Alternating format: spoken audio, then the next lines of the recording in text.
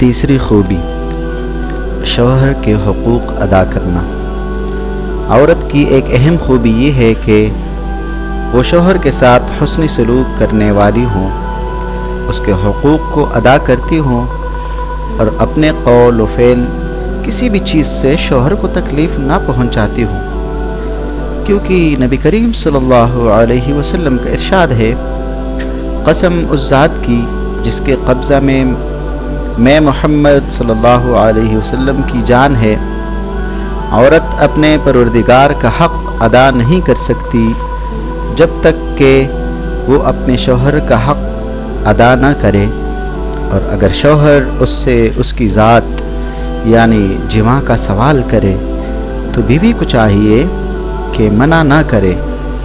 اگرچہ وہ پالان کی لکڑی کی پشت یعنی اونٹ پر ہی کیوں نہ سوار ہو۔ مستدرک حاکم کی ایک روایت میں ہے کہ کوئی عورت ایمان کی حلاوت کو اس وقت تک نہیں حاصل کر سکتی جب تک کہ وہ اپنے شوہر کے حق کو ادا نہ کرے۔ حضرت معاذ بن جبل رضی اللہ تعالی عنہ نبی کریم صلی اللہ علیہ وسلم کا یہ ارشاد نقل فرماتے ہیں کہ اگر عورت کو شوہر کا حق معلوم ہو جائے تو وہ اس وقت تک نہ بیٹھے جب تک شوہر کے سامنے صبح شام کا کھانا حاضر نہ ہو، یہاں تک کہ وہ اس کھانے سے فارغ ہو جائیں۔ حضرت میمونہ رضی اللہ تعالی عنہ فرماتی ہیں کہ ایک دفعہ نبی کریم صلی اللہ علیہ وسلم مردوں اور عورتوں کی صف کے درمیان کھڑے ہوئے اور عورتوں سے ارشاد فرمائے، اے عورتوں کی جماعت، جب تم اس حبشی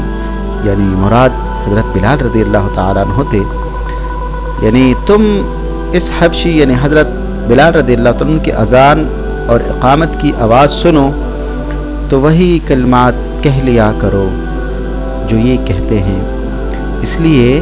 کہ تمہارے لیے اس کے ہر حرف کے بدلے میں 1,00,000 درجہ ہے۔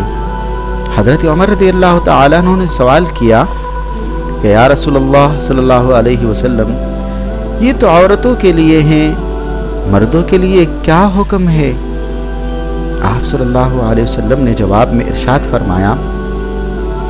ضعفان یا عمر، اے عمر اس کا دگنا ہے۔ پھر آپ صلی اللہ علیہ وسلم عورتوں کی جانب متوجہ ہوئے اور فرمایا،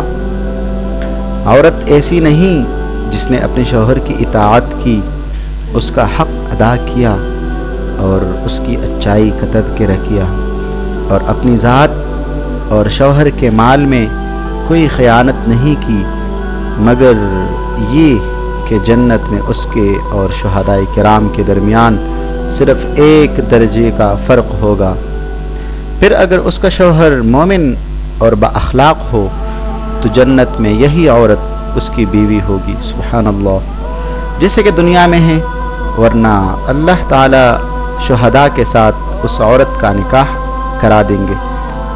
سبحان اللہ، ماشاءاللہ۔ اچھا، حضرت انس رضی اللہ تعالیٰ عنہ کی ایک روایت میں ہے کہ قیامت کے دن سب سے پہلے عورت سے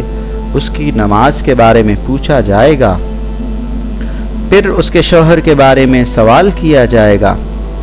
کہ اس نے شوہر کے ساتھ کیا سلوک کیا تھا۔ حضرت عبداللہ ابن عباس رضی اللہ تعالیٰ عنہ فرماتے ہیں کہ ایک عورت نبی کریم صلی اللہ علیہ وسلم کے پاس آ کر عرض کیا، میں آپ صلی اللہ علیہ وسلم کی خدمت میں عورتوں کی جانب سے آئی ہوں، یہ جہاد جو اللہ تعالیٰ نے مردوں پر فرض کیا ہے، جس میں اگر وہ کوشش کرے تو اجر ملتا ہے، اور اگر قتل کر دیے جائے تو شہید ہو کر اپنے رب کے پاس زندہ ہوتے ہیں، انہیں رزق دیا جاتا ہے، اور ہم عورتوں کی جماعت ان کی خدمت میں کڑی رہتی ہیں تو ہمارے لیے اس پر کیا ہوگا؟ آپ صلی اللہ علیہ وسلم نے ارشاد فرمایا کہ اپنے ملنے والی تمام عورتوں کو بتا دو کہ شوہر کی اطاعت کرنا اور اس کے حق کو تسلیم کر کے اس کی ادائیگی کرنا یہ اسی جہاد کے برابر ہے، لیکن تم عورتوں میں سے بہت تھوڑی عورتیں ایسی ہوگی جو یہ کر سکے گی۔ حضرت ابو سعید خدری رضی اللہ تعالیٰ عنہ فرماتے ہیں، ایک شخص نبی کریم صلی اللہ علیہ وسلم کی خدمت میں اپنی بیٹی کو لے کر حاضر ہوئے اور عرض کیا، یا رسول اللہ، میری بیٹی نکاح سے انکار کرتی ہیں، آپ صلی اللہ علیہ وسلم اسے سمجھا دیجئے۔ آپ صلی اللہ علیہ وسلم نے اس لڑکی سے ارشاد فرمایا، اطیعی اباکی، یعنی اپنے والد کی اطاعت کرو۔ اس لڑکی نے عرض کیا، قسم اس ذات کی جس نے آپ صلی اللہ علیہ وسلم کو حق کے ساتھ مبعوث فرمایا ہے، میں اس وقت تک نکاح نہیں کروں گی جب تک آپ صلی اللہ علیہ وسلم مجھے یہ نہ بتا دے کہ بیوی پر شوہر کا کیا حق ہے۔ آپ صلی اللہ علیہ وسلم نے ارشاد فرمایا کہ بیوی پر اس کے شوہر کا حق یہ ہے کہ اگر شوہر کے جسم پر پھوڑا یا زخم ہو اور بیوی اس کو اپنی زبان سے صاف کرے تب بھی وہ اس کے حق ادا نہیں کر سکتی۔ اس لڑکی نے کہا، قسم اس ذات کی جس نے آپ صلی اللہ علیہ وسلم کو حق کے ساتھ مبعوث فرمایا ہے، میں کبھی بھی نکاح نہیں کروں گی۔ نبی کریم صلی اللہ علیہ وسلم نے ارشاد فرمایا، لا تنکحوہن الا باذن اہلہن، یعنی عورتوں کا ان کی اجازت کے بغیر نکاح نہ کرو، یعنی عورت کا کسی لڑکی کا اس کی مرضی کے علاوہ اس کی اجازت کے بغیر نکاح مت کرانا۔ ایک عورت نے نبی کریم صلی اللہ علیہ وسلم کی خدمت میں حاضر ہو کر عرض کیا کہ یا رسول اللہ صلی اللہ علیہ وسلم، میں فلاح کی بیٹی فلانا ہوں۔ آپ صلی اللہ علیہ وسلم نے ارشاد فرمایا، میں تمہیں جانتا ہوں، بتاؤ تمہاری کیا حاجت ہے؟ اس خاتون نے عرض کیا، میری حاجت میرے چاچا کے بیٹے فلاح عابد کے بارے میں ہے، یعنی میرے کزن کے بارے میں کہ وہ مجھ سے نکاح کرنا چاہتا ہے۔ تو آپ صلی اللہ علیہ وسلم نے ارشاد فرمایا، میں اسے بھی جانتا ہوں۔ اس خاتون نے عرض کیا، یا رسول اللہ صلی اللہ علیہ وسلم، اس نے مجھے پیغام نکاح دیا ہے۔ آپ صلی اللہ علیہ وسلم مجھے یہ بتائیے کہ بیوی پر شوہر کا کیا حق ہے؟ یہ میں اس لیے پوچھ رہی ہوں تاکہ اگر میرے اندر اس حق کو ادا کرنے کی اطاعت ہوگی تو میں اس سے نکاح کر لوں گی، ورنہ نہیں۔ آپ صلی اللہ علیہ وسلم نے ارشاد فرمایا کہ بیوی پر شوہر کا حق یہ ہے کہ اگر شوہر کے دونوں نتنوں سے خون پیپ اور خون ملی ہوئی پیپ بہہ رہی ہو اور وہ اس کو اپنی زبان سے صاف کر لے